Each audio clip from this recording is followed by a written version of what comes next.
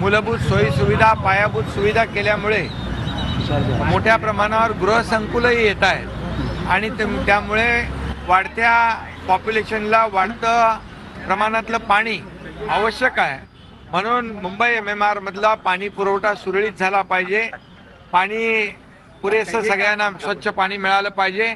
यासाठी आज 11 प्रकल्पांचा आढावा घेतला. त्यामध्ये भातसा, काळू, शाही, देरजी, आपला सूर्या, बाळगंगा, जांभिवली, सुसरी या सर्व प्रकल्पांचा आढावा घेतला आणि या आढाव्यामध्ये ज्या ज्या काही अडचणी आहेत त्या अडचणी या ठिकाणी दूर करण्याच्या सूचना मुख्यमंत्री महोदयांनी सगळ्यांना दिल्या आणि फॉरेस्टच्या ज्या काही अडचणी आहेत फॉरेस्टला देखील सूचना दिल्या.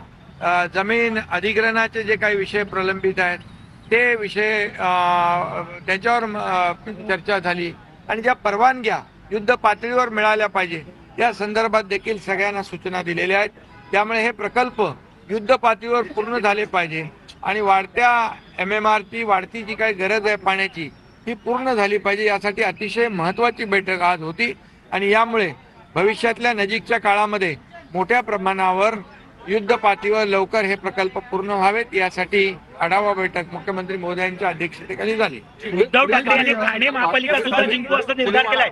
उद्धव ठाकरे महात्मा फुलेवाडा स्मारकाला देखील परवानगी दिलेली आहे आणि त्याला 200 कोटी रुपये देखील मंजूर केलेले आहेत.